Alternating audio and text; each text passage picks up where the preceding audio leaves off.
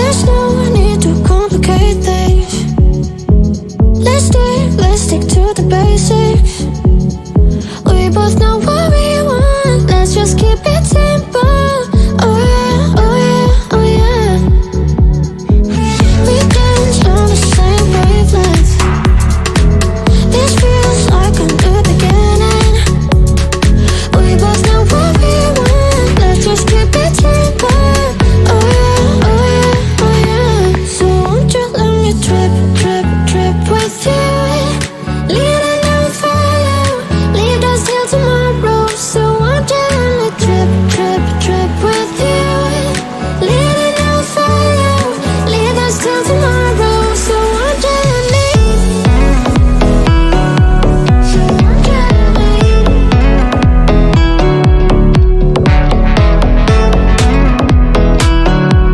So won't you let me?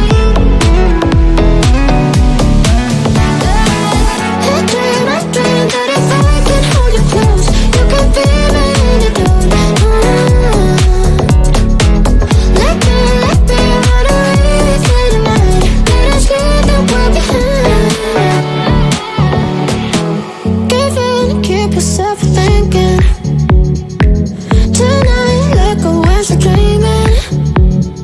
I was feeling down low, you just brought me straight up. Oh yeah, oh yeah, oh yeah. Oh, we're higher than the ceiling. I feel everything is spinning. I was feeling down low, you just brought me straight up. Oh yeah, oh yeah, oh yeah. So won't you let me trip, trip, trip with you? Leading and follow, leave us till tomorrow. So won't you let me trip, trip, trip with you? Leading and follow, leave us till tomorrow. So won't you let me? So won't you let me? So won't you let me? So won't you let me?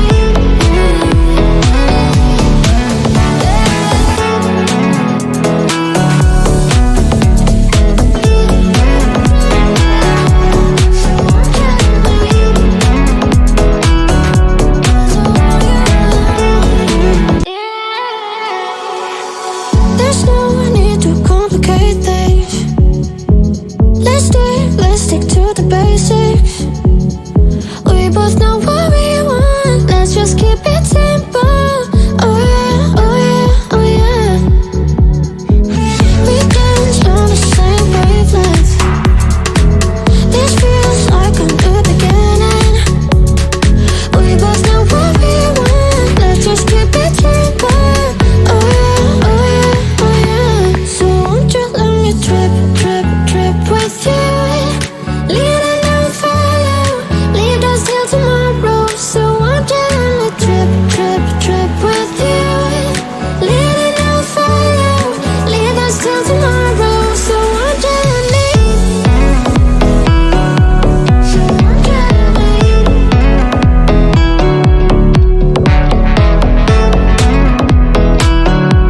So won't you let me?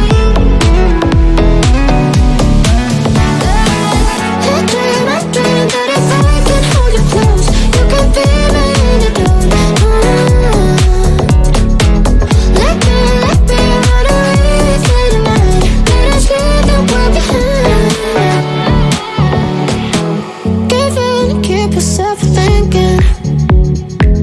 Tonight, let go and start dreaming. I was feeling down low, you just brought me straight up. Oh yeah, oh yeah, oh yeah. Oh, we're higher than the ceiling. I feel everything is spinning. I was feeling down low, you just brought me straight up. Oh yeah, oh yeah, oh yeah. So won't you let me trip, trip, trip with you? Leading and follow, leave us till tomorrow. So won't you let me trip, trip, trip with you? Leading and follow, leave us till tomorrow. So won't you let me? So won't you let me? Hi guys, welcome back. Welcome back, guys. Should I do the intro? Hi guys, welcome to another episode of AJAWI TV, where we discuss architecture and construction related topics.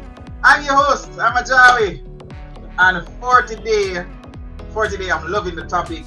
The topic is the biggest mistake that returning residents or regular residents are making during construction. It's costing you a lot.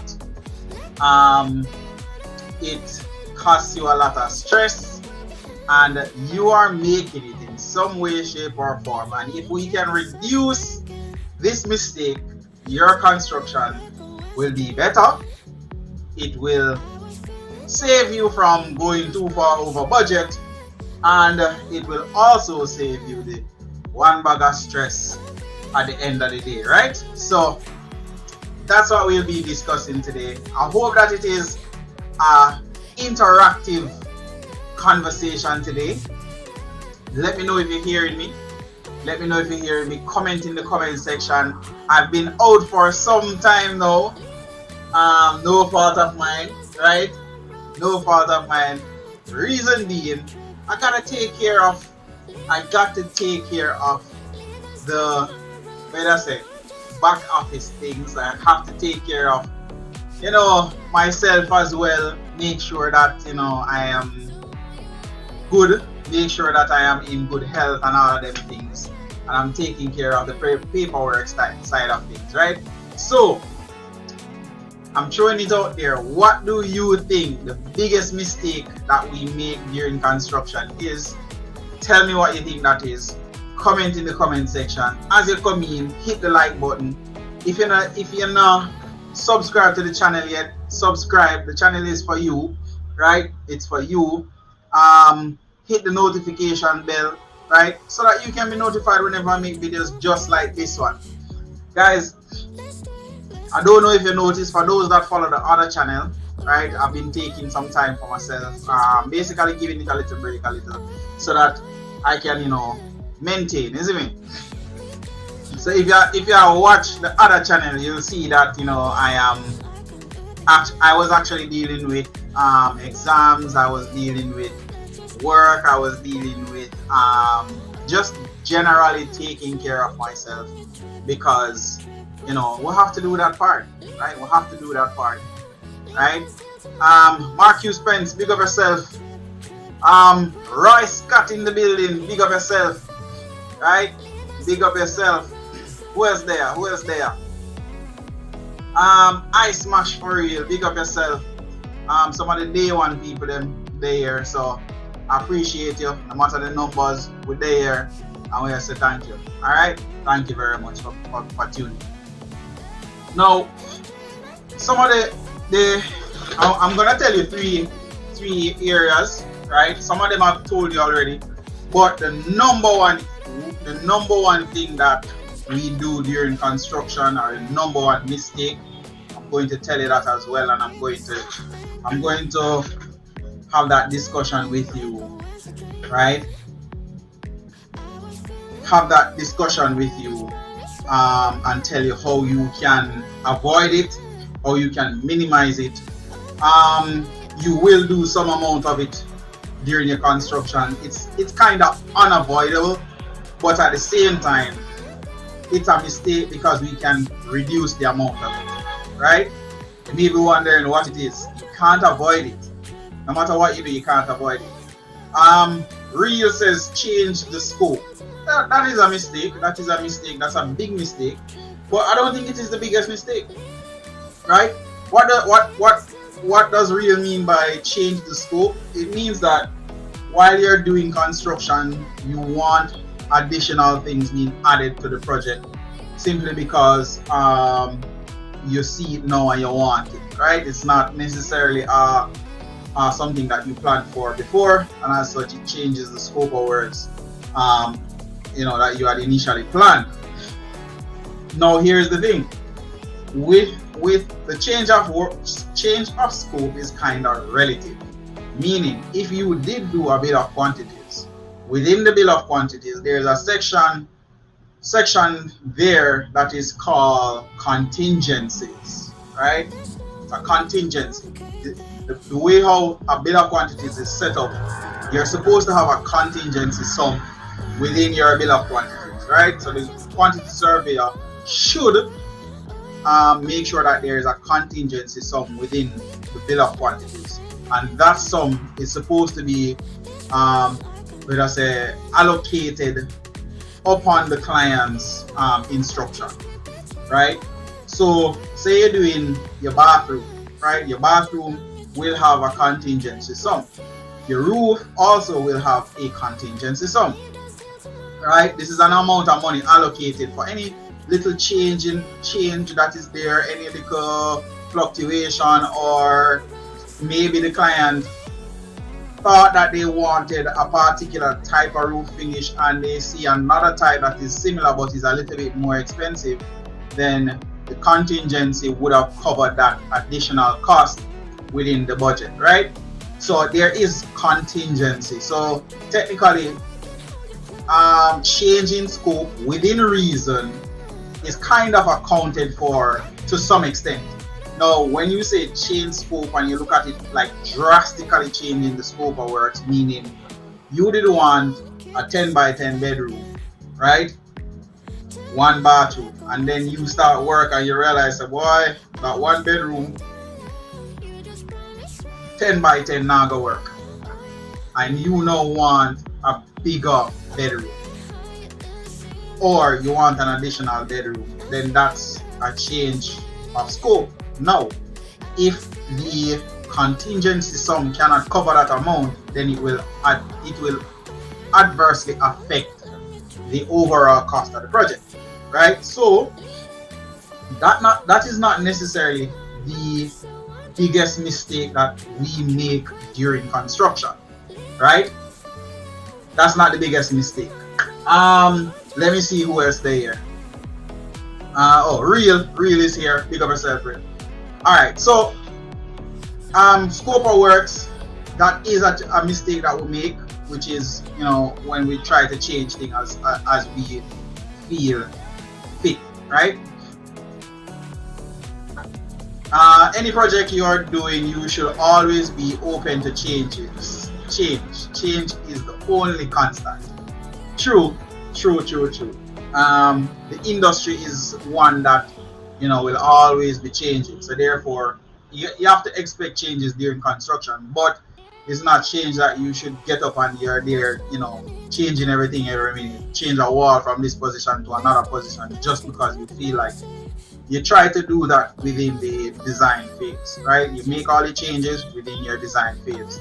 And if it is that you're using building information modeling, then those changes can be presented to you as if it is real life. You can see it, right? Therefore, you can, you know, anticipate, right? So, another mistake that we make is a big mistake, but it's not the biggest. I'm going to tell you the biggest one after this. The biggest, one of the big one. I got a little bit tongue-tied here. A big mistake that you make during construction is not having a bill of quantities, right? The bill of quantities will also affect the other change that is considered as the biggest change, right? You have no idea how important the bill of quantities is, right? If you do a bill of quantities and there's a change in a certain size, a certain area of the project, the bill of quantities will help you to pick that up and pick it up very fast, because the bill of quantities will tell you the money that is available and where it should be allocated and where you can pull it from. For example, you decide that, okay, I have $10 million to build a 10-bedroom house. Very unrealistic, but let's go with that. $10 million, 10 bedrooms, right? And there are things that you wanted. Now you decided that, okay, I want, instead of a concrete roof, I want a timber roof. Now you are going to look back at your bill of quantities and say, okay, within this bill of quantities, what are the items that I can give up within this bill of quantities that will then inject that money back into the budget, right? If you don't have the bill of quantities, you're not going to be able to do that. You're just going to be going blindly, right? So try not to do that. Make sure you have your bill of quantities. Now, the biggest mistake that I see us making during construction is giving instruction, taking instruction simply by word of mouth, establishing a contract simply by word of mouth. That is the biggest mistake that you're making within construction right now. Why do I say this? If Tom Brown come on the site and say, hey, I want the roof of this material, right? Or they want the driveway changed to this material. You go out as the contractor, right?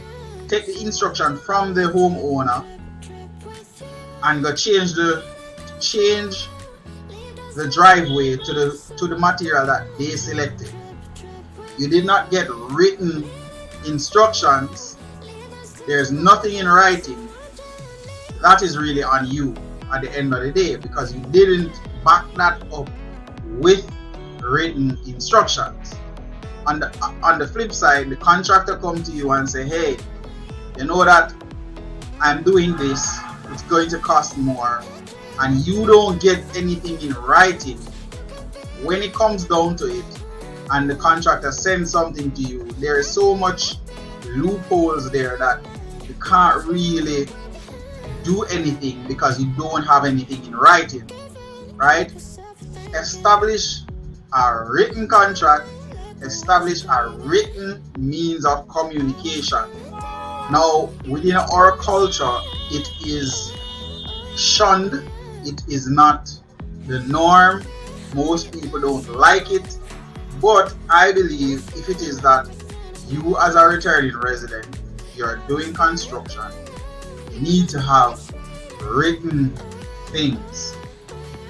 Just in case you don't want a dispute, but if a dispute arises, you can always go back to this and say, okay, on this date you said this is what you're giving me, this is the cost for it, this is the agreement, and you can move from there. But when it's just word of mouth, she say, him say, we say, it cannot work, right? It cannot work within construction. So therefore, you need to have written communication, right? You need to have written communication. Whether it is an email, I like emails. A lot of people nowadays like WhatsApp. I don't like it. I don't like giving instructions via WhatsApp because you can't really follow it. You have to be scrolling just to find something. But email, just a simple email backing up any decision that you make on your construction site can save you a lot of stress, right? Especially as a returning resident. You are supposed to be able to say on X date, this was the communication that we had, this was what it was about, this was the agreement, and you can move forward from there. As a returning resident, you need to have that. So I would say the biggest mistake is the lack of paperwork within construction. Lack of paperwork, right? Lack of written communication and more of a reliance on oral communication, right? Correct me if I'm wrong. I'm always willing to take telling, but my view is that the lack of written communication and confirmation of instructions causes us to have problems within construction, and because there's no written communication, you as the homeowner, you cannot go anywhere and say this is what was said. Right? So you said something to somebody, they interpreted it one way. They can't go back to say this is what I meant when I said that. But if it is that you have it in writing, you can always say this is what I said within this email, here it is, or within this document, here it is. Right? So that's my advice. Right? If I'm wrong, I'm always open to be corrected. Right? If you feel that you have garnered something from this, please hit the like button, comment, hit that notification bell. But moving forward, make sure that you have written communication. Now, here's the thing. You're gonna get a fight back from it. Why? Because when it comes on to writing, when it comes on to written communication, there will be a hesitancy, there will be worry when it comes on to that, because there is no paperwork to say this is what I said. Right? So if you as a client send an instruction via written means, black and white, the contractor is going to be in a position where that instruction is there. They are going to be very cautious in such a situation, because at the end of the day, there's something there to say I said this at this time. Right? So moving forward, that's my advice. That's my little that's my little advice. Make sure you have paper trail, make sure you have more written communication. Right? You can have your oral communication, but also back that up with written communication. Now, it also gives you an opportunity to rethink things. So you understand this person is having a conversation, oral communication about something. Right? When you sit down to write that out, to say, hey, you and I spoke about this. This is what I understand from what you're saying. And this is how much you say it will cost me. Right? When you sit down and write that, you're going to be starting to rethink things. But he said this, why would he say this when we already did this? So now you can rethink it and say, okay, no, that's not a good decision for me. Right? Because you're now writing it to really confirm. When you send that for the person to confirm, if they're going to say yes, then at the end of the day, they can't come back to you to say, but I meant this. Right? You confirmed what the person said in writing, and that now is now a part of the contract in its entirety. Right?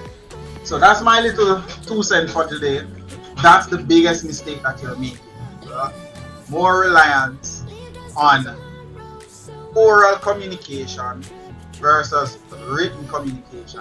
And the moment you realize that you have been relying too much on oral communication, chances are you are now in a position where you really need documents or information to confirm what this person had said, or you're in a dispute and you don't have any information or communication. And when you go in front of the judge, when you go in front of a mediator, and they say, okay, what evidence do you have that this was communicated? There is none. Right? There is none. So, best thing to do, have written communication, and if you're having oral communication, back that up with written communication. Alright? That's it for today. Right? I'm not gonna stay long with you. I'm giving you short and spicy. Right? Thanks for joining, guys. I really appreciate you guys coming out, and I really appreciate those that supported me during the time when I was, taking care of some exams and stuff like that. I appreciate it.